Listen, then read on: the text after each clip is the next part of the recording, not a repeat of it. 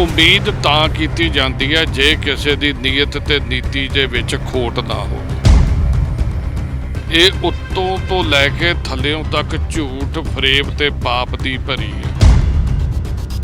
ਹਰ ਮਸਲੇ ਦੇ ਵਿੱਚ ਇਹਨਾਂ ਨੇ ਸਿਰਫ ਆਪਣੀਆਂ ਫੋਕੀ ਹੈਂਕੜ ਤੇ ਜਿਹੜੀ ਈਗੋ ਆ ਉਹਨੂੰ ਅੱਗੇ ਰੱਖਿਆ। ਹੈਂਕੜ ਵਿਖਾਉਂਦੇ ਹੋ, ਅੱਖਾਂ ਕੱਢਦੇ ਹੋ, ਲਾਲ ਅੱਖ ਕੱਢਣੀ ਚੀਨ ਨਾ ਕੱਢੋ ਜਿਹੜਾ ਤੁਹਾਡੀ ਹਿੱਕ ਤੇ ਬੈਠਾ। ਇਸ ਹਾਲਾਤਾਂ 'ਚ ਵੀ ਚੀਨ ਸਾਡੇ ਕੋਲ ਚੌਲ ਜਿਹੜਾ ਵਾ ਦਰਾਮਦ ਕਰਾ ਰਿਹਾ। ਇਹ ਵੇਖ ਲਓ ਵੀ ਚੀਨ ਦੇ ਵਿੱਚ ਕੀ ਹਾਲਾਤ ਹੋ। ਆਹ ਪਾਕਿਸਤਾਨ ਵੇਖ ਲਓ, ਭੁੱਖਮਰੀ ਦੇ ਕੰਢੇ ਬੜਾ ਗੋਦਾਮ ਉਹਨਾਂ ਦੇ ਬਿਲਕੁਲ ਖਾਲੀ ਹੋ ਗਏ ਆ ਤੇ ਉਹ ਵੀ ਵਾਇਆ ਮੀਡੀਆ ਲੱਭ ਕੇ ਵੀ ਮੈਂ ਸਿੱਧਾ ਮੰਗੂਗਾ ਤੇ ਮੰਗਤਾ ਲੱਗੂਗਾ। ਤੇ ਇਹ ਜਿਹੜਾ ਬੰਦਾ ਇਹ ਸੋਚਦਾ ਵਾ ਵੀ ਕਿਸਾਨੀ ਬੋਝ ਆ, ਉਹ ਅੱਜ ਵੀ ਹੈ ਨਹੀਂ, ਉਹ ਕੱਲ ਵੀ ਹੈ ਨਹੀਂ। ਹੀਰੋ ਤੇ ਬਣਨ ਮਸਲੇ ਦਾ ਹੱਲ ਤੇ ਕੱਢਣ, ਅਸੀਂ ਹੀਰੋ ਮੰਨ ਲਾਂਗੇ ਜਿਹਨੂੰ ਕਹੋਗੇ ਉਹਦੇ ਜਾ ਕੇ ਪੈਰੀਆਂ ਤੇ ਲਾਵਾਂਗੇ। ਤੇ ਸ਼੍ਰੋਮਣੀ ਅਕਾਲੀ ਦਲ ਦਾ ਕਹਿਣਾ ਹੈ ਕਿ ਅਸੀਂ ਤਾਂ ਕੇਂਦਰ ਦੇ ਵਿੱਚ ਆਪਣੀ ਕੁਰਸੀ ਵੀ ਛੱਡ ਦਿੱਤੀ ਕਿਸਾਨਾਂ ਦੇ ਖਾਤਰ, ਅਸੀਂ ਤਾਂ ਭਾਈਵਾਲੀ ਵੀ ਤੋੜ ਦਿੱਤੀ, ਭਾਈਵਾਲੀ ਨੂੰ ਵੀ ਲੱਤ ਮਾਰ ਦਿੱਤੀ, ਹੁਣ ਅਸੀਂ ਪੂਰੀ ਤਰ੍ਹਾਂ ਕਿਸਾਨਾਂ ਦੇ ਨਾਲ ਖੜੇ ਹੋਏ ਹਾਂ। ਇਹਨੂੰ ਕਹਿੰਦੇ 100 ਛੱਤਰ ਵੀ ਖਾਣੇ 100 ਕੱਟੇ। ਤੁਹਾਨੂੰ ਇੰਨੀ ਸ਼ਰਮ ਆਉਣੀ ਚਾਹੀਦੀ ਆ। ਤੁਹਾਨੂੰ ਜਾਣਾ ਚਾਹੀਦਾ ਜਿਹੜੇ ਕਿਸਾਨ ਮਰੇ ਆ, ਜਾਓ ਜਾ ਕੇ ਉਹਨਾਂ ਨਾਲ ਅਫਸੋਸ ਕਰੋ। ਮੈਂ ਨਹੀਂ ਕਹਿੰਦਾ ਤੁਸੀਂ ਕੋ ਦਿਓ, ਉਹਨਾਂ ਦਾ ਖਿਆਲ ਕਿਸਾਨ ਜਥੇਬੰਦੀਆਂ ਹੈਗੀਆਂ, ਪੰਜਾਬ ਸਰਕਾਰ ਹੈਗੀ, ਰੱਖੂਗੀ। ਸਾਡੇ ਅੰਦਰ ਇਹ ਵੀਰ ਹੈਗੇ, ਰੱਖਣਗੇ, ਅਸੀਂ ਰੱਖਾਂਗੇ। ਤੁਹਾਡਾ ਬਹੁਤ ਸੰਜੀਦਾ ਚੈਨਲ ਹੈ, ਵਧੀਆ ਇਹਦਾ ਕੰਟੈਂਟ ਹੁੰਦਾ। ਕਿਸਾਨੀ ਅੰਦੋਲਨ ਜਾਰੀ ਹੈ। ਦਿੱਲੀ ਦੀ ਘੇਰਾਬੰਦੀ ਕੀਤਿਆਂ ਨੂੰ 40 ਤੋਂ ਵੱਧ ਦਿਨ ਹੋ ਚੁੱਕੇ ਨੇ। ਅੱਜ ਵੀ ਕਿਸਾਨਾਂ ਦੇ ਨਾਲ ਕੇਂਦਰ ਦੀ ਬੈਠਕ ਚੱਲ ਰਹੀ ਹੈਗੀ ਹੈ। ਸਿੱਟਾ ਕੀ ਨਿਕਲੇਗਾ ਹਾਲੇ ਭਵਿੱਖ ਦੇ ਗਰਭ ਦੇ ਵਿੱਚ ਹੈ। ਲੇਕਿਨ ਨਾਲ ਹੀ ਦਿੱਲੀ ਦੇ ਜੰਤਰ ਮੰਤਰ ਦੇ ਉੱਤੇ ਕਾਂਗਰਸ ਦੇ ਧਰਨੇ ਨੂੰ ਅੱਜ 29ਵਾਂ ਦਿਨ ਹੈ ਤੇ ਖਾਸ ਤੌਰ ਤੇ ਕਾਂਗਰਸ ਦੇ ਕਾਰਜਕਾਰੀ ਇੰਚਾਰਜ ਸੋਨੀਆ ਗਾਂਧੀ ਜੀ ਦਾ ਵੀ ਬਿਆਨ ਆਇਆ, ਉਸ ਤੋਂ ਬਾਅਦ ਰਾਹੁਲ ਗਾਂਧੀ ਜੀ ਦਾ ਵੀ, ਪ੍ਰਿੰਕਾ ਗਾਂਧੀ ਹੋਰਾਂ ਦਾ ਵੀ ਬਿਆਨ ਆਇਆ। ਉਹਨਾਂ ਦਾ ਕਹਿਣਾ ਹੈ ਕਿ ਜਿਹੜੀ ਕੇਂਦਰ ਸਰਕਾਰ ਹੈ, ਮੋਦੀ ਸਰਕਾਰ ਕਿਸਾਨਾਂ ਦੇ ਉੱਤੇ ਤਸ਼ੱਦਦ ਆ ਰਹੀ ਹੈ। ਹੱਡ ਚਿਰਵੀਂ ਠੰਡ ਹੈ, ਮੀਂਹ ਪੈ ਰਿਹਾ ਹੈ, ਕਿਸਾਨਾਂ ਦੀ ਲਗਾਤਾਰ ਸ਼ਹਾਦਤ ਹੋ ਰਹੀ ਹੈ, ਪਰ ਨਰਿੰਦਰ ਮੋਦੀ ਦੀ ਸਰਕਾਰ ਇਸ ਪਾਸੇ ਬਿਲਕੁਲ ਵੀ ਧਿਆਨ ਨਹੀਂ ਦੇ ਰਹੀ। ਜਸਵੀਰ ਸਿੰਘ ਡਿੰਪਾ ਜੀ ਕਾਂਗਰਸ ਦੇ ਸੰਸਦ ਮੈਂਬਰ ਪੰਜਾਬ ਤੋਂ ਸਾਡੇ ਨਾਲ ਨੇ ਇਸ ਵੇਲੇ, ਉਹਨਾਂ ਨਾਲ ਗੱਲਬਾਤ ਕਰਾਂਗੇ। ਡਿੰਪਾ ਸਾਹਿਬ, ਸਭ ਤੋਂ ਪਹਿਲਾਂ ਹਮਦਰ ਟੀਵੀ ਤੇ ਤੁਹਾਡਾ ਨਿੱਘਾ ਸਵਾਗਤ ਹੈ ਜੀ। ਧੰਨਵਾਦ ਜੀ, ਧੰਨਵਾਦ। ਡਿੰਪਾ ਸਾਹਿਬ, ਮੈਂ ਜਾਣਨਾ ਚਾਹੁੰਦਾ ਤੁਹਾਡੇ ਕੋਲੋਂ, ਤੁਹਾਨੂੰ ਕੋਈ ਉਮੀਦ ਲੱਗਦੀ ਹੈ ਕਿ ਜਿਸ ਤਰੀਕੇ ਨਾਲ ਹੁਣ ਤੱਕ ਕਾਂਗਰਸ ਜਥੇਬੰਦੀਆਂ ਨੇ ਰਣਨੀਤੀ ਬਣਾਈ ਹੈ ਕੇਂਦਰ ਦੇ ਨਾਲ ਗੱਲਬਾਤ ਲਈ, ਅੱਜ ਕੋਈ ਉਮੀਦ ਕਰ ਸਕਦੇ ਹਾਂ? ਦੇਖੋ, ਉਮੀਦ ਤਾਂ ਕੀਤੀ ਜਾਂਦੀ ਹੈ ਜੇ ਕਿਸੇ ਦੀ ਨੀਅਤ ਤੇ ਨੀਤੀ ਦੇ ਵਿੱਚ ਖੋਟ ਨਾ ਹੋਵੇ। ਪਰ ਜਿਹੜੀ ਇਹ ਕੇਂਦਰ ਦੀ ਸਰਕਾਰ ਆ, ਇਹਦੀ ਨੀਅਤ ਵੀ ਮਾੜੀ, ਇਹਦੀ ਨੀਤੀ 'ਚ ਵੀ ਖੋਟ ਆ।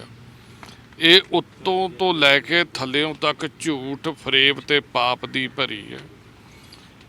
ਇਹਨਾਂ ਨੇ ਹਮੇਸ਼ਾ ਹੀ ਮਾਨਵ ਅਧਿਕਾਰਾਂ ਦਾ ਖਨਨ ਕੀਤਾ ਵਾ, ਮਾਨਵ ਅਧਿਕਾਰਾਂ ਨੂੰ ਲੋਕਾਂ ਦਿਆਂ ਨੂੰ ਕੁਚਲਿਆ।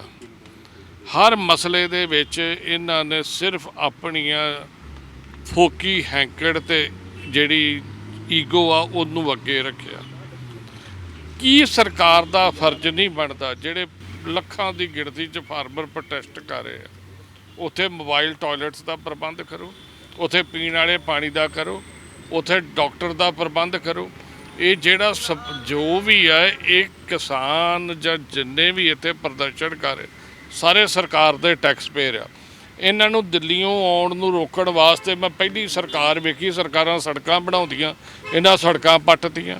ਇਹਨਾਂ ਚੁੱਕ ਕੇ ਉਹ ਸੀਮੈਂਟ ਦੇ ਅੱਗੇ ਬੋਲਡਰ ਲਾ ਕੇ ਉਹਨਾਂ ਦੇ ਰਾਹ ਬੰਦ ਕਰਤੇ, ਉਹਨਾਂ ਦੇ ਉੱਤੇ ਲਾਠੀਆਂ ਚਲਾਈਆਂ।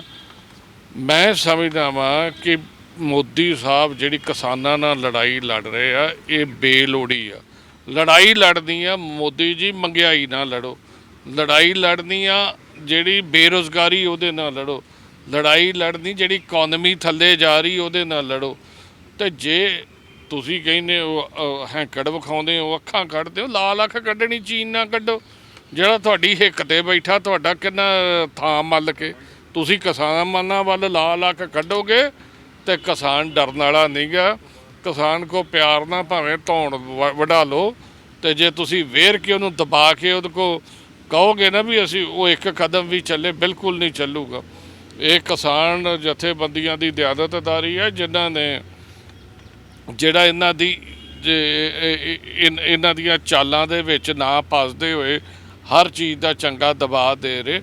ਪਰ ਮੈਂ ਇੱਕ ਬੇਨਤੀ ਕਰੂੰਗਾ ਮੋਦੀ ਜੀ ਨੂੰ ਵੀ ਕਿ ਇਹਨਾਂ ਦੀ ਸਬਰ ਨਾ ਇਹਨਾਂ ਦਾ ਵੇਖੋ, ਕਿਸਾਨਾਂ ਦਾ ਇਹਨਾਂ ਦਾ ਸਬਰ ਜਿਹੜਾ ਵਾ ਇਹ ਟੁੱਟਣ ਦੇ ਕੰਢੇ ਆਇਆ ਵਾ। ਇਹ ਦੇਸ਼ ਲਈ ਨੁਕਸਾਨ ਹੋਊਗਾ। ਇਹ ਮੂਵਮੈਂਟ ਇਕੱਲੇ ਪੰਜਾਬ ਹਰਿਆਣੇ ਦੀ ਸਾਰੇ ਦੇਸ਼ ਦੇ ਵਿੱਚ ਚੱਲ ਪਈ ਆ। ਇਦੋਂ ਜੇ ਤੁਸੀਂ ਫੌਰੀ ਤੌਰ ਤੇ ਹੈਂਡਲ ਨਾ ਕੀਤਾ ਤੇ ਇਸ ਦੇ ਜੋ ਮਾੜੇ ਸਿੱਟੇ ਨਿਕਲਣਗੇ ਉਹਦੀ ਭਾਜਪਾ ਜ਼ਿੰਮੇਵਾਰ ਹੋਊ, ਇਹਨਾਂ ਦਾ ਅਹੰਕਾਰ ਜਿਹੜਾ ਉਹ ਜ਼ਿੰਮੇਵਾਰ ਹੋਊ। ਡਿੰਪਾ ਸਾਹਿਬ, ਮੈਂ ਤੁਹਾਡੇ ਤੋਂ ਜਾਣਨਾ ਚਾਹੁੰਦਾ, ਬੀਜੇਪੀ ਵਾਲੇ ਹਮੇਸ਼ਾ ਇਹ ਗੱਲ ਕਹਿੰਦੇ ਨੇ ਕਿ ਇਹ ਜਿਹੜੇ ਕਾਨੂੰਨ ਸੀ, ਜਿਹੜਾ ਖਰੜਾ ਤਿਆਰ ਕੀਤਾ ਗਿਆ, ਕਾਂਗਰਸ ਨੇ ਕੀਤਾ ਸੀਗਾ, ਅਸੀਂ ਇਸ ਨੂੰ ਬਸ ਲਾਗੂ ਕੀਤਾ ਹੈ, ਕਾਂਗਰਸ ਲਾਗੂ ਨਹੀਂ ਕਰ ਸਕੀ ਹੈਗੀ। ਤੇ ਇਸ ਤੋਂ ਪਹਿਲਾਂ GST ਵਾਲਾ ਵੀ ਮੁੱਦਾ ਜਦੋਂ ਪੱਖਿਆ ਸੀ, ਉਦੋਂ ਵੀ ਇਹਨਾਂ ਦਾ ਇਹੀ ਕਹਿਣਾ ਸੀਗਾ ਕਿ ਇਹ ਜਿਹੜਾ ਖਰੜਾ ਤਿਆਰ ਕੀਤਾ ਸੀ ਇਹ ਕਾਂਗਰਸ ਨੇ ਕੀਤਾ ਸੀ, ਅਸੀਂ ਤਾਂ ਸਿਰਫ ਲਾਗੂ ਕਰਦੇ ਹਾਂ। ਦੇਖੋ, ਇਹਦਾ ਨਾ ਇੱਕ ਤਰੀਕਾ ਸਮਝਣਾ ਪਏਗਾ। ਕਿਸੇ ਵੀ ਬਿੱਲ ਦਾ ਖਰੜਾ ਤਿਆਰ ਹੁੰਦਾ ਉਹ ਫਿਰ ਕੈਬਨਿਟ ਦੀ ਮਨਜ਼ੂਰੀ 'ਚ ਜਾਂਦਾ, ਉਸ ਤੋਂ ਬਾਅਦ ਇਹ ਸਟੈਂਡਿੰਗ ਕਮੇਟੀ ਤੇ ਸਿਲੈਕਟ ਕਮੇਟੀ ਨੂੰ ਜਾਂਦਾ, ਉਹ ਬਾਕੀ ਸਟੇਕ ਹੋਲਡਰਸ ਭਾਈਵਾਲਾਂ ਨਾਲ ਗੱਲ ਕਰਦੀ ਹੈ, ਉਹ ਫਿਰ ਪਾਰਲੀਮੈਂਟ 'ਚ ਇੰਟਰੋਡਿਊਸ ਹੁੰਦਾ। 10-20 ਦਿਨ ਬਾਅਦ ਉਹਦੇ ਤੇ ਬਹਿਸ ਹੁੰਦੀ ਆ, ਵੋਟਿੰਗ ਹੁੰਦੀ ਆ, ਉਹ ਬਿੱਲ ਬਣਦਾ। ਜੋ ਤੇ ਚੰਗਾ ਹੋ ਗਿਆ ਉਹ ਮੋਦੀ ਜੀ ਨੇ ਆਪਣੇ ਗਲ ਹਾਰ ਪਾ ਲੈਣਾ। 10-20-50 ਹਾਰ ਉਹਨਾਂ ਆਪਣੇ ਮਗਰ ਹੱਥ 'ਚ ਫੜੇ ਹੀ ਹੁੰਦੇ ਆ, ਆਪੇ ਆਪਣੇ ਗਲ 'ਚ ਹਾਰ ਪਾਈ। ਜੇ ਕੋਈ ਮਾੜਾ ਹੋ ਗਿਆ, ਜਵਾਹਰ ਲਾਲ ਨਹਿਰੂ ਕਰਦਾ, ਕਾਂਗਰਸ ਕਰਦਾ। ਜੇ ਕਾਂਗਰਸ ਦੇ ਲਾਗੂ ਕਰਨਾ ਹੁੰਦਾ ਤੇ ਉਹ ਕਰ ਨਾ ਦਿੰਦੇ। ਜਿੱਥੇ ਉਹਨਾਂ RTI ਲਿਆਂਦਾ, ਕਾਂਗਰਸ ਦੇ ਸਭ ਤੋਂ ਵਧੀਆ ਬਿੱਲ ਲਿਆਂਦਾ ਰਾਈਟ ਟੂ ਫੂਡ, ਜਿਹਦੇ ਅਧੀਨ 2 ਰੁਪਈਏ ਦੀ ਜਿਹੜੀ ਆ ਕਣਕ ਦੇ ਦਾਲਾਂ ਤੇ ਚੌਲ ਲੋਕਾਂ ਨੂੰ ਮਿਲਦੇ। ਉਹੋ ਜਿਹੇ ਬਿੱਲ ਇਹ ਲਿਆਉਂਦੀ ਆ ਕਾਂਗਰਸ, ਨਾ ਕਿ ਤੁਹਾਡੇ ਵਾਂਗੂ ਅਡਾਨੀ ਅੰਬਾਨੀ ਦੇ ਘਰ ਭਰਨ ਵਾਸਤੇ। ਕਾਂਗਰਸ ਨੇ ਗਰੀਬ ਦਾ ਢਿੱਡ ਭਰਿਆ, ਤੁਸੀਂ ਅਡਾਨੀ ਅੰਬਾਨੀ ਦਾ ਢਿੱਡ ਭਰਨ ਦੇ ਵਿੱਚ ਹੀ ਨਹੀਂ ਰੱਜਣ ਦੇ। ਅੱਜ ਆ ਜਿਹੜਾ ਕਾਰਪੋਰੇਟ ਦਾ ਲਾਲਚ ਆ, ਜਿਹੜਾ ਪੂੰਜੀਪਤੀ ਦਾ ਲਾਲਚ ਆ, ਇਹਦੇ ਖਿਲਾਫ ਇਕੱਲੇ ਦੇਸ਼ ਭਾਰਤ 'ਚ ਨਹੀਂ, ਸਾਰੇ ਦੁਨੀਆ ਦੇ ਦੇਸ਼ਾਂ ਦੇ ਵਿੱਚ ਇਹਦੇ ਖਿਲਾਫ ਜਿਹੜਾ ਵਾ ਇਹ ਰੋਸ ਜਾਗ ਗਿਆ। ਇਹ ਜਿਹੜੇ ਕਾਰਪੋਰੇਟ ਵਰਲਡ ਆ, ਇਹ ਉੱਤੋਂ ਸਾਰੇ ਇਕੱਠੇ ਆ, ਇਹ ਚਾਹੁੰਦੇ ਕਿ ਅਸੀਂ ਵਧੀਏ ਫੁੱਲੀਏ, ਬਾਕੀ ਸਾਰੇ ਸਾਡੇ ਨੌਕਰ ਹੋਣ, ਸਾਡੇ ਜਿਹੜਾ ਵਾ ਸਾਡੇ ਟੁਕੜਿਆਂ ਦੇ ਉੱਤੇ ਪਲਣ। ਇਹ ਭਰਾਓ, ਇਹ ਕਾਰਪੋਰੇਟ ਵਰਲਡ ਦਾ ਇਹ ਭੁਲੇਖਾ ਦੂਰ ਕਰ ਲਏ। ਇਹ ਦੇਸ਼ ਦੇ ਲੋਕ ਨੇ ਜਿਨ੍ਹਾਂ ਨੂੰ ਜਿਨ੍ਹਾਂ ਨੇ ਇੰਨਾ ਨਾਂ ਦਿੱਤਾ, ਇਹ ਦੇਸ਼ ਦੇ ਲੋਕ ਨੇ ਜਿਨ੍ਹਾਂ ਇਹਨਾਂ ਨੂੰ ਇੰਨਾ ਪੈਸਾ ਦਿੱਤਾ, ਤੇ ਇਹੋ ਦੇਸ਼ ਦੇ ਲੋਕ ਆ ਤੁਹਾਨੂੰ ਭੁੰਜੇ ਲਿਆਉਣਾ ਵੀ ਜਾਣਦੇ ਆ।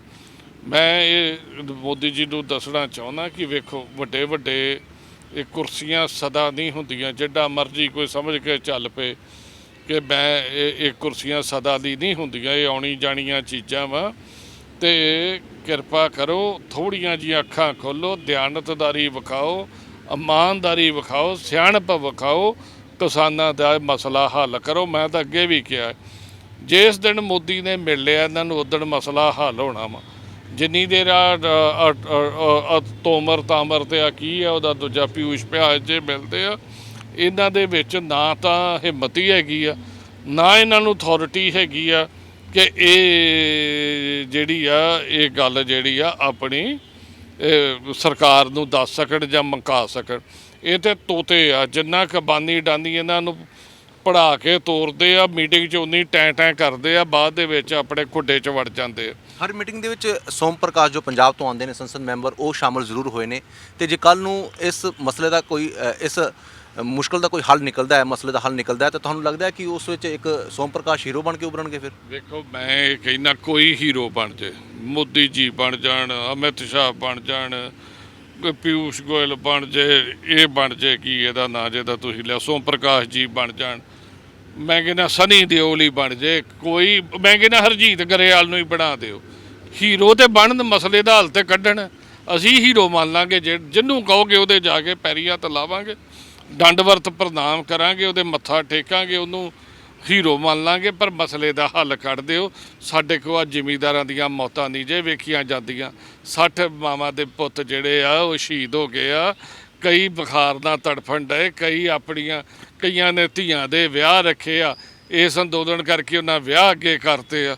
ਕਈਆਂ ਨੇ ਆਪਣੇ ਪੁੱਤਾਂ ਦੀਆਂ ਮੰਗਣੀਆਂ ਰੱਖੀਆਂ, ਉਹਨਾਂ ਨੇ ਉਹ ਅੱਗੇ ਕਰਤੇ ਆ। ਸਾਨੂੰ ਉਹਨਾਂ ਦਾ ਫਿਕਰ ਜ਼ਿਆਦਾ, ਹੀਰੋ ਜਿਹੜਾ ਮਰਜ਼ੀ ਬਣ ਜੇ, ਮਸਲਾ ਹੱਲ ਕਰਾ ਦਿਓ। ਡਿੰਪਲ ਅਸੀਂ ਸਾਹਿਬ, ਆਪਾਂ ਗੱਲ ਕਰੀਏ ਕਿਸਾਨਾਂ ਦੀ ਖੁਦਕੁਸ਼ੀਆਂ ਦੀ। ਕਿਸਾਨਾਂ ਦੀ ਖੁਦਕੁਸ਼ੀਆਂ ਹੁਣ ਤਾਂ ਨਹੀਂ ਹੋਣ ਲੱਗੀਆਂ, ਪਹਿਲਾਂ ਤੋਂ ਲਗਾਤਾਰ ਚੱਲਦੀਆਂ ਆ ਰਹੀਆਂ। ਦੇਸ਼ ਦੀ ਸੱਤਾ ਦੇ ਉੱਤੇ ਵੱਖ-ਵੱਖ ਸਮੇਂ ਉੱਤੇ ਵੱਖ-ਵੱਖ ਸਰਕਾਰਾਂ ਨੇ ਰਾਜ ਕੀਤਾ। ਤੁਹਾਡੀ ਵੀ ਕਾਂਗਰਸ ਸਰਕਾਰ ਨੇ ਲੰਮਾ ਸਮਾਂ ਆਪਾਂ ਕਹਿ ਸਕਦੇ ਹਾਂ ਰਾਜ ਕੀਤਾ ਹੈਗਾ।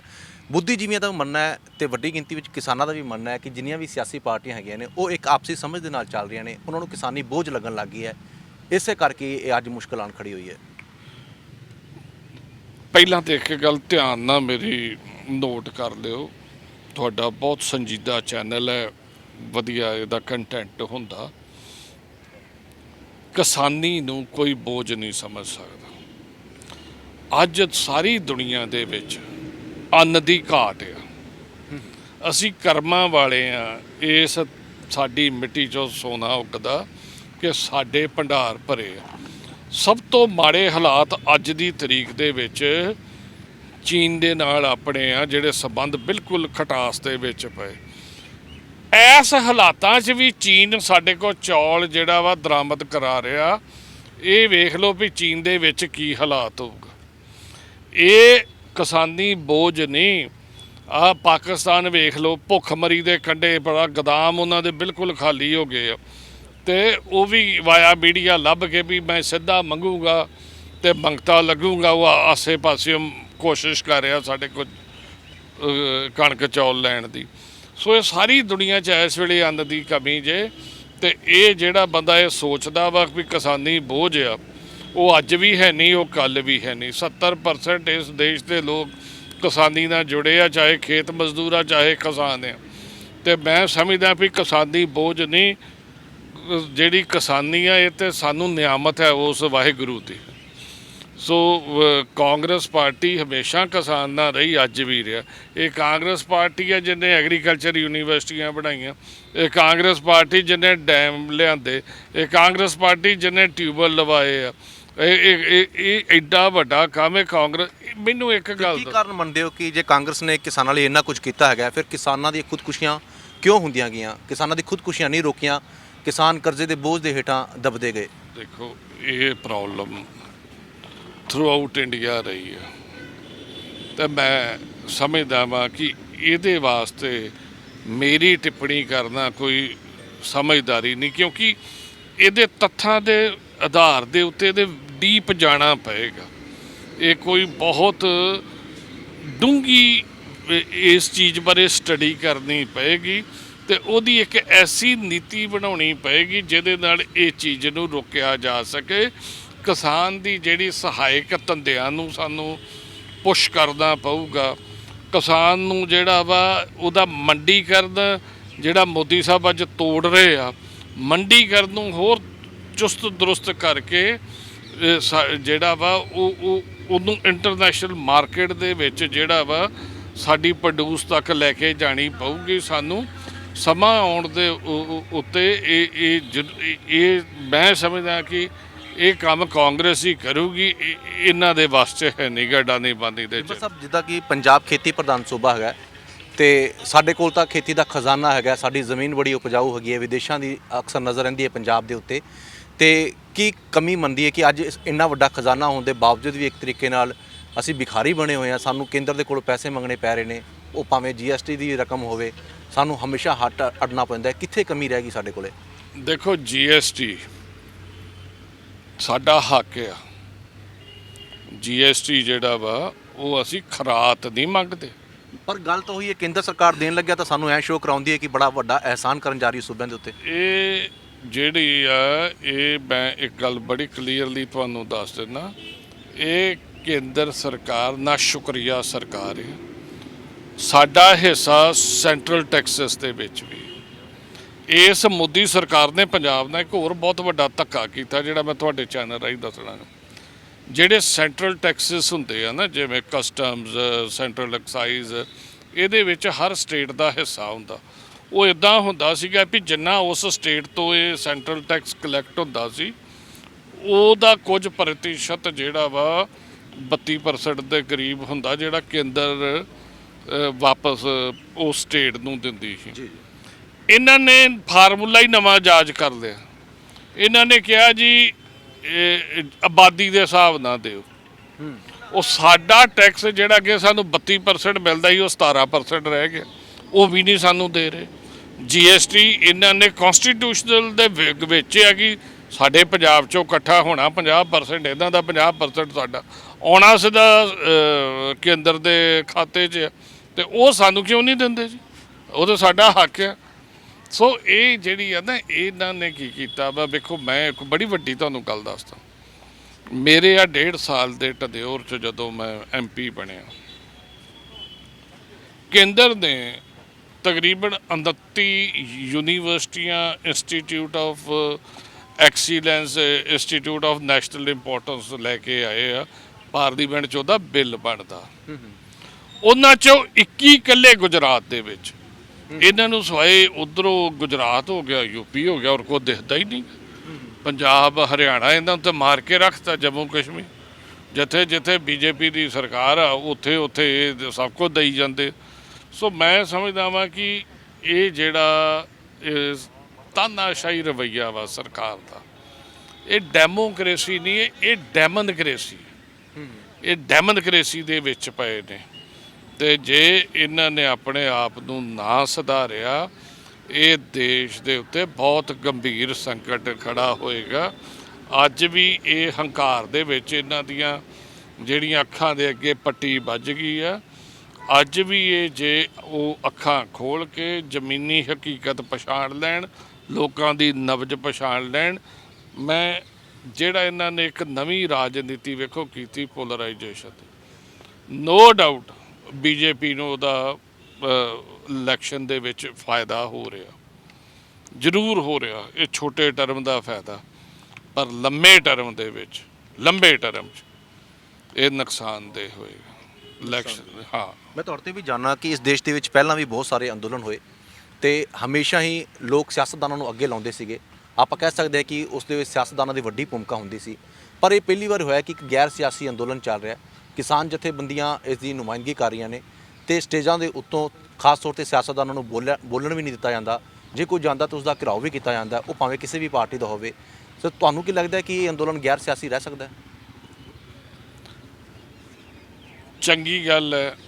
ਅਸੀਂ ਤੇ ਕਿਸਾਨਾਂ ਦੀ ਜੋ ਉਹਨਾਂ ਦੀ ਅਪੀਲ ਹੈ, ਉਹਦਾ ਸਨਮਾਨ ਕਰਦੇ ਹੋਏ, ਉਹਦੀ ਰਿਸਪੈਕਟ ਕਰਦੇ ਹੋਏ, ਉਹਨੂੰ ਇੱਜ਼ਤ ਦਿੰਦੇ ਹੋਏ ਅਸੀਂ ਉੱਥੇ ਜਾਣਾ ਮੁਨਾਸਬ ਨਹੀਂ ਮੈਂ ਸਮਝਿਆ। ਪਰ ਕਿਉਂਕਿ ਮੈਂ ਆਪ ਕਿਸਾਨ ਆ, ਕਿਸਾਨਾਂ ਦਾ ਨੇ ਮੈਨੂੰ ਵੋਟ ਵੀ ਪਾਈ ਆ, ਮੈਨੂੰ ਇੱਥੇ ਭੇਜਿਆ ਵੀ ਆ, ਮੈਂ ਆਪਣੀ ਡਿਊਟੀ ਪਛਾਣਦਾ ਹੋਇਆ ਉਹਨਾਂ ਦੀ ਆਵਾਜ਼ ਬਣ ਕੇ ਉਹਨਾਂ ਨੂੰ ਅੰਦਰ ਨਹੀਂ ਆਉਣ ਦਿੱਤਾ ਜਾ ਰਿਹਾ, ਤਾਂ ਅਸੀਂ ਆ ਦਿੱਲੀ ਦੇ ਦਿਲ ਜੰਤਰ ਮੰਤਰ 'ਚ ਬਹਿ ਕੇ ਉਹਨਾਂ ਦੀ ਲੜਾਈ ਲੜ ਰਹੇ ਹਾਂ ਤੇ ਆਖਰੀ ਦਿਨ ਤੱਕ ਲੜਾਂਗੇ ਜਦੋਂ ਤੱਕ ਸਾਹ ਹੈਗੇ। ਦੂਜੀ ਗੱਲ ਰਹਿ ਗਈ ਜਿਹੜੀ ਇਹ ਮੈਂ ਸਮਝਦਾ ਕਿ ਇਹ ਉਹਨਾਂ ਜਥੇਬੰਦੀਆਂ ਦੀ ਆਪਣਾ ਫੈਸਲਾ ਵਾ, ਤੇ ਉਹ ਜਥੇਬੰਦੀਆਂ ਦੇ ਲੀਡਰ ਸਾਹਿਬਾਨ ਬਹੁਤ ਸਿਆਣੇ ਨੇ, ਸੁਲਝੇ ਨੇ। ਜੇ ਉਹਨਾਂ ਨੇ ਫੈਸਲਾ ਕੀਤਾ ਜ਼ਰੂਰ ਕਿਸਾਨਾਂ ਦੇ ਭਲੇ ਲਈ ਕੀਤਾ ਹੋਊਗਾ। ਮੈਂ ਉਸ ਦੇ ਉੱਤੇ ਟੀਕਾ ਟਿੱਪਣੀ ਕਰਦਾ ਚੰਗਾ ਨਹੀਂ ਲੱਗਦਾ। ਪਰ ਜੋ ਉੱਥੇ ਮਾਹੌਲ ਬਣਦਾ ਜਾ ਰਿਹਾ, ਉਹਦੇ ਵਿੱਚ ਤਾਂ ਇਹ ਮਾਹੌਲ ਬਣਦਾ ਜਾ ਰਿਹਾ ਕਿ ਜਿਹੜੇ ਲੋਕ ਨੇ ਉਹ ਹੁਣ ਤੱਕ ਜਿੰਨੀਆਂ ਵੀ ਸਰਕਾਰਾਂ ਨੇ, ਪਾਰਟੀਆਂ ਨੇ ਰਾਜ ਕੀਤਾ, ਉਹਨਾਂ ਦੇ ਵਿਰੁੱਧ ਨਾਰਾਜ਼ਗੀ ਹੈਗੀ ਹੈ। ਤੇ ਹੋ ਸਕਦਾ ਹੈ, ਇਹ ਮੰਨਿਆ ਜਾ ਰਿਹਾ ਕਿ ਆਉਣ ਵਾਲੇ ਸਮੇਂ ਦੇ ਵਿੱਚ ਇਸ ਅੰਦੋਲਨ ਦੇ ਵਿੱਚੋਂ ਖੇਤਰਵਾਦ ਦੀ ਜਿਹੜੀ ਸਿਆਸਤ ਹੈਗੀ ਹੈ ਉਹ ਉਭਰੇ। ਤੁਹਾਨੂੰ ਲੱਗਦਾ ਹੈ ਕਿ ਜੇ ਇੱਦਾਂ ਹੁੰਦਾ ਹੈ ਤੇ ਉਹ ਪਾਰਟੀ ਕਾਮਯਾਬ ਹੋ ਸਕੇਗੀ? ਮੈਂ ਬਹੁਤ ਪ੍ਰੀ ਮੈਚਿਓਰ ਆ ਅੱਜ ਇਹਦੇ 'ਤੇ ਟੀਕਾ ਟਿੱਪਣੀ ਕੋਈ ਕਰਨੀ, ਬਲਕਿ ਮੈਂ ਤਾਂ ਇਹ ਗੁਜ਼ਾਰਿਸ਼ ਕਰਾਂਗਾ ਕਿ ਸਿਆਸਤ ਦਾ ਸਮਾਂ ਵੀ ਆ ਜਾਣਾ, ਹੋਰ ਸਾਲ 1.5 ਸਾਲ ਨੂੰ, ਉਦੋਂ ਸਿਆਸਤ ਕਰ ਲਵਾਂਗੇ। ਹੁਣ ਸਾਡਾ ਸਾਰਿਆਂ ਦਾ ਧਿਆਨ ਸਿਰਫ ਤੇ ਸਿਰਫ ਇਸ ਬਿੱਲਾਂ ਨੂੰ ਰੱਦ ਕਰਾਉਣ ਬਾਰੇ ਚਾਹੀਦਾ। ਜੇ ਅੱਜ ਅਸੀਂ ਆਪਣੀ ਐਨਰਜੀ ਜਾਂ ਸੋਚ ਇੱਧਰ ਉੱਧਰ ਭਟਕਾ ਲਈ, ਅਸੀਂ ਕਿਸੇ ਇਸ ਜਿਹੜੇ ਮੁੱਦੇ ਨੂੰ ਛੱਡ ਕੇ ਕੋਈ ਇਲੈਕਸ਼ਨਾਂ ਬਾਰੇ ਸੋਚਣ ਲੱਗ ਪਏ ਜਾਂ ਕੁਝ ਹੋਰ ਕਰਨ ਲੱਗ ਪਏ, ਇਹ ਇਸ ਬਿੱਲਾਂ ਵਾਸਤੇ, ਇਸ ਅੰਦੋਲਨ ਵਾਸਤੇ ਮੈਂ ਸਮਝਦਾ ਵਾਂ ਚੰਗਾ ਨਹੀਂ ਰਹੂਗਾ। ਤੇ ਜਦੋਂ ਮੌਕਾ ਆਏਗਾ ਉਦੋਂ ਜਿਹੜੀ ਵੀ ਪਾਰਟੀ ਚੰਗੀ ਹੋਊਗੀ, ਚੰਗੇ ਲੋਕ ਹੋਣਗੇ, ਵੋਟ ਤੇ ਲੋਕਾਂ ਨੇ ਪਾਉਣੀ ਆ। ਸੋ ਮੈਂ ਤੇ ਅੱਗੇ ਵੀ ਕਹਿੰਦਾ ਹੁੰਦਾ, ਜਿਹੜਾ ਮਰਜ਼ੀ ਪਾਰਟੀ ਦਾ ਬੰਦਾ ਹੋਵੇ, ਜਿਹੜਾ ਇਮਾਨਦਾਰ ਆ, ਜਿਹੜਾ ਲੋਕਾਂ ਦੇ ਨਾਲ ਖੜਦਾ, ਲੋਕਾਂ ਦਾ ਕੰਮ ਕਰਦਾ, ਲੋਕਾਂ ਨੂੰ ਪੂਰਾ ਹੱਕ ਆ ਉਹਨੂੰ ਵੋਟ ਪਾਉਣ ਦਾ। ਭਾਵੇਂ ਕੋਈ ਪਾਰਟੀ ਹੋਵੇ, ਕੋਈ ਵੀ ਹੋਵੇ ਬੰਦਾ, ਉਹਨੂੰ ਜ਼ਰੂਰ ਵੋਟ ਪਾਉਣੀ ਚਾਹੀਦੀ ਹੈ। ਮੈਂ ਇਸ ਗੱਲ ਦਾ ਪਹਿਲੇ ਦਿਨ ਤੋਂ ਮਦਈ। ਜਦੋਂ ਦਿੱਲੀ ਵਾਲੇ ਅੰਦੋਲਨ ਨਹੀਂ ਆਇਆ ਸੀਗਾ ਤੇ ਹਲੇ ਪੰਜਾਬ ਦੇ ਵਿੱਚ ਹੀ ਸੀਗਾ, ਉਸ ਵੇਲੇ ਦੀਪ ਸਿੱਧੂ ਜੋ ਹੈਗੇ ਨੇ, ਸਨੀ ਦਿਓਲ ਦੇ ਨਾਲ ਵੀ ਰਹੇ ਨੇ, ਉਹਨਾਂ ਨੇ ਇੱਕ ਪ੍ਰੈਸ ਕਾਨਫਰੰਸ ਕੀਤੀ ਸੀਗੀ। ਉਹਦੇ ਵਿੱਚ ਕਿਹਾ ਕਿ ਜਿੰਨੀ ਸਾਨੂੰ ਇੱਕ ਹੋਰ ਪਾਰਟੀ ਬਣਾਉਣ ਦੀ ਲੋੜ ਹੈਗੀ ਹੈ, ਖੇਤਰੀ ਪਾਰਟੀ ਬਣਾਉਣ ਦੀ ਲੋੜ ਹੈਗੀ ਹੈ। ਉਹਨਾਂ ਨੇ ਵੱਖ-ਵੱਖ ਸਿਆਸਤਦਾਨਾਂ ਨੂੰ ਸੱਦੇ ਵੀ ਦਿੱਤੇ ਸੀ ਤੇ ਹੋਰ ਵੀ ਲੋਕਾਂ ਨੂੰ ਸੱਦੇ ਦਿੱਤੇ ਸੀਗੇ। ਤੁਸੀਂ ਉਹਨਾਂ ਦੀ ਪਲੈਨਿੰਗ ਨੂੰ ਕਿੱਦਾਂ ਦੇਖਦੇ ਹੋ ਕਿ ਕਿਸ ਸੋਚ ਤੇ ਚੱਲ ਰਹੇ ਸੀ ਉਹ? ਦੇਖੋ, ਦੀਪ ਸਿੱਧੂ ਜੀ ਠੀਕ ਹੈ, ਚੰਗੇ ਬੰਦੇ ਨੇ, ਆਪਣਾ ਯੋਗਦਾਨ ਦੇ ਰਹੇ ਨੇ। ਮੈਂ ਤੇ ਹਰ ਉਸ ਬੰਦੇ ਨੂੰ ਸਲਾਮ ਕਰਦਾ ਜਿਹੜਾ ਇਸ ਅੰਦੋਲਨ ਦਾ ਸਮਰਥਕ ਆ ਤੇ ਇਸ ਅੰਦੋਲਨ 'ਚ ਆਪਣਾ ਯੋਗਦਾਨ ਦੇ ਰਿਹਾ। ਉਹਨਾਂ ਦੀ ਕੀ ਪਲੈਨਿੰਗ ਹੈ ਮੈਨੂੰ ਇਹਦੇ ਬਾਰੇ ਬਹੁਤ ਪਤਾ ਨਹੀਂ। ਸੋ ਜਦੋਂ ਮੈਨੂੰ ਉਹਨਾਂ ਦੀ ਡਿਟੇਲ ਪਤਾ ਲੱਗੂਗੀ ਮੈਂ ਜ਼ਰੂਰ ਦੱਸ ਪਾਊਂਗਾ। ਅੱਜ ਮੈਨੂੰ ਦੱਸਣਾ ਮੈਂ ਸਮਝਦਾ ਕਿ ਉਹ ਕੱਚਾ ਜਿਹਾ ਹੋ ਜਾਣਾ, ਕਿਉਂਕਿ ਮੈਨੂੰ ਇਸ ਬਾਰੇ ਪਤਾ ਨਹੀਂ। ਡਿੰਪਲ ਸਾਹਿਬ, ਜਿੱਦਾਂ ਤੁਸੀਂ ਗੱਲ ਕੀਤੀ ਹੈ ਕਿ 7-8 ਮਹੀਨਿਆਂ ਬਾਅਦ ਤੁਸੀਂ ਸਿਆਸਤ ਕਰੋਗੇ, ਹਾਲੇ ਸਿਆਸਤ ਦਾ ਸਮਾਂ ਨਹੀਂ ਹੈਗਾ। ਤੁਹਾਡਾ ਜਿਹੜਾ ਮਕਸਦ ਹੈਗਾ ਤਿੰਨੇ ਖੇਤੀ ਕਾਨੂੰਨ ਰੱਦ ਕਰਵਾਉਣਾ, ਇਸ ਲਈ ਤੁਸੀਂ ਕਿਸਾਨਾਂ ਦੀ ਹਮਾਇਤ ਕਰਦੇ ਪਏ ਹੋ। ਤੁਹਾਨੂੰ ਨਹੀਂ ਲੱਗਦਾ ਕਿ ਤੁਸੀਂ ਕਾਫੀ ਲੇਟ ਹੋ ਜਾਓਗੇ? ਪੰਜਾਬ ਦੇ ਵਿੱਚ ਚੋਣਾਂ ਨੂੰ ਜ਼ਿਆਦਾ ਸਮਾਂ ਨਹੀਂ ਰਹਿ ਗਿਆ, 1 ਸਾਲ ਰਹਿ ਗਿਆ। ਉਸ ਤੋਂ ਬਾਅਦ ਆਮ ਆਦਮੀ ਪਾਰਟੀ ਵੀ ਹੁਣ ਆਪਣੇ ਆਪ ਨੂੰ ਇਹ ਦਰਸਾ ਰਹੀ ਕਿ ਮੈਂ ਕਿਸਾਨਾਂ ਦੇ ਨਾਲ ਖੜੀ ਹਾਂ। ਅਰਵਿੰਦ ਕੇਜਰੀਵਾਲ ਦੇ ਵੱਲੋਂ ਕਾਪੀਆਂ ਪਾੜੀਆਂ ਜਾਂਦੀਆਂ ਵਿਧਾਨ ਸਭਾ ਦੇ ਵਿੱਚ, ਤੇ ਉਸ ਤੋਂ ਬਾਅਦ ਕਿਹਾ ਜਾਂਦਾ ਕਿ ਜੇ ਸਾਡੀ ਸਰਕਾਰ ਆਈ ਪੰਜਾਬ ਦੇ ਵਿੱਚ ਤੇ ਅਸੀਂ MSP ਖੁਦ ਆਪਣੇ ਵੱਲੋਂ ਦੇਵਾਂਗੇ ਕਿਸਾਨਾਂ ਨੂੰ। ਵੇਖੋ, ਗੱਲ ਇਹ ਆ ਜੀ, ਇਹ ਮੌਕਾ ਹੁੰਦਾ ਇਹੋ ਜਿਹੇ ਵੇਲੇ ਲੋਕ ਜਿਹੜੇ ਆ ਇਹ ਵਾਅਦੇ ਕਰਦੇ ਹੁੰਦੇ ਜਦੋਂ ਪੈਰ ਲਾਉਣੇ ਹੋ। ਪਰ ਮੈਂ ਇਹ ਸਮਝਦਾ ਵਾਂ ਕਿ ਜਿੰਨੇ ਵੀ ਯੋਗਦਾਨ ਪਾਉਣਾ ਵਾ ਹੁਣ ਪਾਵੇ, ਕਿਉਂਕਿ ਅਰਵਿੰਦ ਕੇਜਰੀਵਾਲ ਜੀ ਪਹਿਲੇ CM ਬਣੇ ਜਿਨ੍ਹਾਂ ਨੇ ਇਹਨਾਂ 'ਚੋਂ ਇੱਕ ਬਿੱਲ ਨੂੰ ਨੋਟੀਫਾਈ ਕੀਤਾ। ਬਿਲਕੁਲ, ਉਹਨਾਂ ਦੀ ਕਹਿਣੀ ਤੇ ਕਥਨੀ 'ਚ ਫਰਕ ਆ। ਪਹਿਲਾਂ ਤਾਂ ਉਸ ਨੋਟੀਫਿਕੇਸ਼ਨ ਨੂੰ ਰੱਦ ਕਰਾਉਣ, ਫਿਰ ਆ ਕੇ ਕਿਸਾਨ ਦੇ ਨਾਲ ਦੂਜੀ ਗੱਲ ਕਰ, ਫਿਰ ਹੀ ਉਹਨਾਂ ਨੂੰ ਪੰਜਾਬ 'ਚ ਵੋਟਾਂ ਮੰਗਣ ਦਾ ਹੱਕ ਆ ਜੇ ਉਸ ਨੋਟੀਫਿਕੇਸ਼ਨ ਨੂੰ ਰੱਦ ਕਰਕੇ ਆਉਂਦੇ। ਤੇ ਜੇ ਗੱਲ ਕਰੀਏ ਆਪਾਂ ਸ਼੍ਰੋਮਣੀ ਅਕਾਲੀ ਦਲ ਦੀ, ਤੇ ਸ਼੍ਰੋਮਣੀ ਅਕਾਲੀ ਦਲ ਦਾ ਕਹਿਣਾ ਹੈ ਕਿ ਅਸੀਂ ਤਾਂ ਕੇਂਦਰ ਦੇ ਵਿੱਚ ਆਪਣੀ ਕੁਰਸੀ ਵੀ ਛੱਡ ਦਿੱਤੀ ਕਿਸਾਨਾਂ ਦੇ ਖਾਤਰ, ਅਸੀਂ ਤਾਂ ਭਾਈਵਾਲੀ ਵੀ ਤੋੜ ਦਿੱਤੀ, ਭਾਈਵਾਲੀ ਨੂੰ ਵੀ ਲੱਤ ਮਾਰ ਦਿੱਤੀ, ਹੁਣ ਅਸੀਂ ਪੂਰੀ ਤਰ੍ਹਾਂ ਕਿਸਾਨਾਂ ਦੇ ਨਾਲ ਖੜੇ ਹੋਏ ਹਾਂ। ਇਹਨੂੰ ਕਹਿੰਦੇ 100 ਛੱਤਰ ਵੀ ਖਾਣੇ, 100 ਗੱਡੇ ਵੀ। ਅਸਤੀਫਾ ਵੀ ਦੇਤਾ ਤੇ ਫਿਰ ਜਾ ਕੇ ਬੀਬੀ ਰਾਣੀ, ਸਾਡੇ ਵੱਡੇ ਭੈਣ ਜੀ ਹਰਸਿਮਰਤ ਕੌਰ ਜੀ, ਪੰਜਾਬ 'ਚ ਜਾ ਕੇ ਕਹਿੰਦੇ ਆ ਵੀ ਮੈਂ ਤੇ ਬਿੱਲਾਂ ਦੇ ਹੱਕ 'ਚ ਆ, ਬਿੱਲ ਚੰਗੇ ਆ, ਪਰ ਕਿਸਾਨ ਨਹੀਂ ਮੰਨਦੇ। ਜਦੋਂ ਉਹ ਕੋਈ ਵੀ ਚੀਜ਼ ਇੱਦਾਂ ਲੱਗਦਾ ਵਾ ਜਿਵੇਂ ਆਪਣੀ ਸ਼ਾਖ ਬਚਾਉਣ ਨੂੰ ਅਸਤੀਫਾ ਦਿੱਤਾ, ਦਿਲੋਂ ਨਹੀਂ ਦਿੱਤਾ। ਜਿੰਨੀ ਦੇਰ ਦਿਲੋਂ ਇਹ ਜਿਹੜਾ ਭਾਜਪਾ ਦਾ ਮੋਹ ਆ ਨਾ, ਭਾਜਪਾ ਦਾ ਪਿਆਰ ਆ, ਜਿੰਨੀ ਦੇਰ ਉਹਨਾਂ ਦੇ ਨਾਲ ਇਹਨਾਂ ਦਾ ਉਹ 9 ਮਾਸ ਦਾ ਰਿਸ਼ਤਾ, ਵੱਡੇ ਬਾਦਲ ਸਾਹਿਬ ਕਹਿੰਦੇ ਹੁੰਦੇ ਭਾਜਪਾ ਤੇ ਅਕਾਲੀ ਦਲ ਦਾ, ਜਿੰਨੀ ਦੇਰ ਉਹ ਰਿਸ਼ਤਾ ਨਹੀਂ ਨਾ ਦਿਲੋਂ ਨਹੀਂ ਤੋੜਦੇ, ਉਨੀ ਦੇਰ ਇਹ ਲੋਕ ਬਹੁਤ ਸਿਆਣੇ ਆ, ਲੋਕ ਹਰ ਗੱਲ ਨੂੰ ਸਮਝਦੇ। ਤੇ ਲੋਕ ਮੇਰੇ ਹਿਸਾਬ ਨਾਲ ਇਹਨਾਂ ਦੇ ਦਿਨ ਭੁੱਗ ਗਏ ਆ। ਇਹਨਾਂ ਜਿੰਨਾ ਪੰਜਾਬ ਨਿਚੋੜਦਾ ਸੀ ਨਿਚੋੜ ਲਿਆ, ਇਹਨਾਂ ਜਿੰਨੀ ਕਿਸਾਨੀ ਮਾਰਨੀ ਸੀ ਮਾਰ ਲਈ ਆ। ਹੁਣ ਲੋਕਾਂ ਨੇ ਇਹਨਾਂ ਨੂੰ ਮੂੰਹ ਨਹੀਂ ਲਾਉਣਾ। ਕੀ ਕਾਰਨ ਮੰਨਦੇ ਹੋ ਕਿ ਇਹ ਰਿਸ਼ਤਾ ਜਿਹੜਾ ਹੈਗਾ ਇਹ ਲੋਕਾਂ ਦੀਆਂ ਨਜ਼ਰਾਂ ਵਿੱਚ ਟੁੱਟ ਗਿਆ, ਪਰ ਦਿਲੋਂ ਨਹੀਂ ਤੋੜ ਸਕੀ ਇਹ ਰਿਸ਼ਤਾ ਅਕਾਲੀ ਦਲ ਭਾਜਪਾ ਦੇ ਨਾਲ? ਆ ਤੁਹਾਡੇ ਸਾਹਮਣੇ ਹੀ ਹੈ। ਮੈਂ ਤਾਂ ਅੱਗੇ ਪਹਿਲਾਂ ਦੱਸਿਆ ਵਾ ਵੀ ਭੈਣ ਮੇਰੀ ਵੱਡੀ ਜਿਹੜੀ ਆ ਉਹ ਉੱਥੇ ਜਾ ਕੇ ਕਹਿੰਦੀ ਆ ਵੀ ਕਿਸਾਨ ਨਹੀਂ ਮੰਨਦੇ। ਮੈਂ ਤਾਂ ਸਮਝਦੀ ਬਿੱਲ ਠੀਕ ਹੈ। ਜੇ ਇਹ ਤਾਂ ਕੈਬਨਿਟ ਦੇ ਵਿੱਚ ਜਦੋਂ ਆਰਡੀਨੈਂਸ ਪਾਸ ਹੋਇਆ ਉਦੋਂ MP ਤੇ ਹੁੰਦਾ ਨਹੀਂ, ਉੱਥੇ MP ਤੇ ਜਦੋਂ ਪਾਰਲੀਮੈਂਟ 'ਚ ਬਿੱਲ ਆਇਆ ਉਹਦੇ ਵਿੱਚ ਅਸੀਂ ਸਾਰੇ ਪੰਜਾਬ ਦੇ, ਮੈਂ ਵੀ, ਰਵਨੀਤ ਬਿੱਟੂ, ਭਗਵੰਤ ਮਾਨ ਤੇ ਆਪਣੇ ਗੁਰਜੀਤ ਔਜਲਾ, ਅਸੀਂ 4 ਬੰਦੇ ਸੀ ਪੰਜਾਬ ਦੇ ਵਿੱਚ ਜਿਨ੍ਹਾਂ ਨੇ ਡਟ ਕੇ ਦੀ ਵਿਰੋਧਤਾ ਕੀਤੀ। ਸੋ ਇਹ ਜਿਹੜੇ ਇੱਦਾਂ ਦੇ ਜਦੋਂ ਤੱਕ ਨਾ, ਵੇਖੋ ਇਹਨਾਂ ਨੂੰ ਆਪਣੇ ਡਰ ਵੀ ਨੇ, ਬਹੁਤ ਵੱਡੇ ਵੱਡੇ ਇੱਦਾਂ ਦੇ ਲੂਪ ਹੋਲ ਵੀ ਨੇ ਉਹਨਾਂ ਕੋਲ। ਇਹਨਾਂ ਨਾ ਹਾਲ ਇਹ ਹੋਣਾ ਵਾ ਕਿ ਇਹਨਾਂ ਨੇ ਜਦੋਂ ਇਲੈਕਸ਼ਨ ਹੋਈ, ਜੇ ਇਹਨਾਂ ਨੂੰ ਦਿਖਦਾ ਹੋਇਆ ਵੀ ਸਰਕਾਰ ਬਣ ਜਾਣੀ ਹੈ, ਫਿਰ ਇਹਨਾਂ ਨੇ ਫਿਰ ਇਕੱਠੇ ਹੋ ਜਾਣਾ ਇਲੈਕਸ਼ਨ ਤੋਂ ਬਾਅਦ ਭਾਜਪਾ ਦੇ ਨਾਲ। ਸੋ ਇਹ ਇੱਕ ਇਹਨਾਂ ਦੀ ਮੈਂ ਸਮਝਦਾ ਵੀ ਇਹਨਾਂ ਜੋ ਕੀਤਾ ਨਾ, ਇਹ ਭਾਜਪਾ ਦੀ ਸਲਾਹ ਦੇ ਨਾਲ ਇਹ ਕਦਮ ਚੁੱਕਿਆ। ਇਹ ਸਾਡੇ ਅੱਖਾਂ 'ਚ ਘੱਟਾ ਪਾ ਰਹੇ ਆ, ਪਰ ਉਹ ਗੱਲ ਨਹੀਂ ਰਹਿ ਗਈ ਜਦੋਂ ਪੱਗ ਨੂੰ ਮੁੱਕੀਆਂ ਮਾਰ ਕੇ ਜੱਟ ਬਣ ਜਾਂਦੇ ਹਾਂ ਤੇ ਘਰੋਂ ਚੰਗੀ ਭਲੀ ਬੰਨ੍ਹ ਕੇ ਆਉਂਦੇ ਹਾਂ ਤੇ ਉੱਥੇ ਆ ਕੇ ਅਸੀਂ ਜੱਟਾਂ ਦੀ ਗੱਲ ਕਰਕੇ ਚੜ ਜਾ ਪੁੱਤਰਾ ਸੂੜੀ ਰੱਬ ਪੜੀ ਕਰੂਗਾ, ਲੋਕਾਂ ਦੇ ਪੁੱਤ ਮਰਾ ਤੇ ਆਪਣੇ ਬਾਹਰ ਭੇਜ ਤੇ ਉਹ ਟਾਈਮ ਨਹੀਂ ਰਹਿ ਗਿਆ। ਹੁਣ ਤਾਂ ਲੋਕ, ਹਰ ਬੱਚੇ ਦੇ ਹੱਥ ਦੇ ਵਿੱਚ ਮੋਬਾਈਲ ਆ, ਇੰਟਰਨੈਟ ਆ, ਉਹ ਜਾਗਰੂਕ ਆ, ਲੋਕ ਅਖਬਾਰ ਪੜ੍ਹਦੇ ਆ, ਹਰ ਚੀਜ਼ ਦੀ ਉਹਨਾਂ ਨੂੰ ਨੌਲੇਜ ਆ। ਸੋ ਲੋਕ ਇਹਨਾਂ ਦੇ ਹੁਣ ਨਾ ਝਾਪੇ 'ਚ ਨਹੀਂ ਆਉਣੇ। ਪੰਜਾਬ ਦੇ ਵਿੱਚ ਕਈ ਥਾਵਾਂ ਦੇ ਉੱਤੇ ਭੰਨਤੋੜ ਵੀ ਹੋਈ, ਗੋਹਾ ਵੀ ਸੁੱਟਿਆ ਗਿਆ। ਭਾਜਪਾ ਦੇ ਘਰਾਂ ਦੇ ਕ੍ਰਿਸ਼ਨ ਸੂਦ ਦੇ ਘਰ ਵੀ ਗੋਹਾ ਸੁੱਟ ਕੇ ਆਏ। ਤੇ ਜਿਹੜੇ ਵੀ ਭੰਨਤੋੜ ਜਦੋਂ ਹੁੰਦੀ ਹੈ ਤੇ ਬੀਜੇਪੀ ਵਾਲੇ ਇਹ ਕਹਿੰਦੇ ਨੇ ਕਿ ਇਹ ਕਿਸਾਨ ਨਹੀਂ ਹੈਗੇ, ਇਹ ਕਾਂਗਰਸੀ ਹੈਗੇ ਨੇ, ਕਾਂਗਰਸ ਦੇ ਇਸ਼ਾਰੇ ਦੇ ਉੱਤੇ ਇਹ ਕੰਮ ਕਰ ਰਹੇ ਨੇ। ਤੇ ਤੁਸੀਂ ਇਸ ਬਾਰੇ ਕੀ ਕਹੋਗੇ? ਉਹ ਬਸ਼ਰਮ ਹੁਣ ਕਹਿ ਕੀ ਸਕਦੇ? ਕਾਂਗਰਸ ਨੂੰ ਦੋਸ਼ ਦੇਣਾ ਉਹਨਾਂ ਦੀ ਤੇ ਜ਼ਬਾਨ ਤੇ ਚੜਿਆ। ਹੁਣ ਸ਼ੁਕਰ ਕਰੋ ਕਾਂਗਰਸ ਨੂੰ ਦਿੱਤਾ, ਨਹਿਰੂ ਜੀ ਨੂੰ ਨਹੀਂ ਦੇ ਦਿੱਤਾ। ਪਰ ਮੈਂ ਇੱਕ ਗੱਲ ਦਾ ਮਦਈ ਆ ਕਿ ਚਾਹੇ ਕੇਂਦਰ ਸਰਕਾਰ ਆ, ਚਾਹੇ ਸਾਡੇ ਕਿਸਾਨ ਭਰਾ, ਸਾਰਿਆਂ ਨੂੰ ਹੁਣ ਸੰਜਮ ਰੱਖਣਾ ਚਾਹੀਦਾ। ਵਿਰੋਧਤਾ ਕਰਨੀ, ਅਸੀਂ ਕਿਸੇ ਨੂੰ ਕਿਤੇ ਵੀ ਵਿਰੋਧ ਕਰ ਸਕਦੇ ਹਾਂ, ਪਰ ਕਿਸੇ ਦੇ ਘਰੇ ਜਾ ਕੇ ਉਹਨਾਂ ਦੇ ਬੀਵੀ ਬੱਚੇ ਸਾਰਿਆਂ ਦੇ ਸਾਂਝੇ ਹੁੰਦੇ ਆ ਤੇ ਬੱਚਿਆਂ ਦੇ ਮਨ ਬੜੇ ਕੋਮਲ ਹੁੰਦੇ ਆ। ਉੱਥੇ ਕੋਈ ਚੀਜ਼ ਕਰਨੀ, ਮੈਂ ਸਮਝਦਾ ਵਾਂ ਵੀ ਇਹ ਸ਼ੋਭਾ ਦੀ ਦਿੰਦੀ ਹੈ, ਆਪਾਂ ਨੂੰ ਨਹੀਂ ਕਰਨਾ ਚਾਹੀਦਾ, ਇਹਨੂੰ ਅਵੋਇਡ ਕਰਨਾ ਚਾਹੀਦਾ। ਤੇ ਬੀਜੇਪੀ ਜਿਹੜੀ ਜਮਾਤ ਆ ਮੋਟੇ ਦਿਮਾਗਾਂ ਵਾਲਿਆਂ ਦੀ, ਜਿਹਦੇ ਤੇ ਜੰਗ ਲੱਗ ਗਿਆ, ਇਹਨਾਂ ਨੂੰ ਹੰਕਾਰ 'ਚ ਆ ਕੇ ਇਹਨਾਂ ਨੂੰ ਵੀ ਕੋਈ ਸ਼ਰਮ ਕਰਨੀ ਚਾਹੀਦੀ ਹੈ। ਜਦੋਂ 60 ਕਿਸਾਨ ਮਰ ਰਹੇ ਆ ਬਾਰਡਰਾਂ ਦੇ ਉੱਤੇ, ਆਪਣੀਆਂ ਜਾਨਾਂ ਦੇ ਰਹੇ ਆ ਲੋਕ, ਤੇ ਤੁਹਾਨੂੰ ਉਦੋਂ ਸ਼ਰਮ ਨਹੀਂ ਆਉਂਦੀ? ਉਹਨਾਂ ਦੇ ਪਰਿਵਾਰਾਂ ਦਾ ਨਹੀਂ ਚੇਤਾ ਆਉਂਦਾ ਤੁਹਾਨੂੰ? ਤੁਹਾਡੇ ਘਰੇ ਗੋਹਾ ਪੈ ਗਿਆ, ਤੁਸੀਂ ਸਾਰੀ ਦੁਨੀਆ ਨੂੰ ਕੱਢੀ ਜਾਂਦੇ। ਮੈਂ ਨਹੀਂ ਕਹਿੰਦਾ ਉਹ ਸਹੀ ਹੈ, ਗਲਤ ਆ, ਉਹ ਨਹੀਂ ਸੁੱਟਣਾ ਚਾਹੀਦਾ। ਪਰ ਜਦੋਂ ਲੋਕ ਮਰਦੇ ਆ, ਉਹਨਾਂ ਦੇ ਘਰਾਂ 'ਚ ਜਾ ਕੇ ਅਫਸੋਸ ਨਹੀਂ ਕਰ ਸਕਦੇ?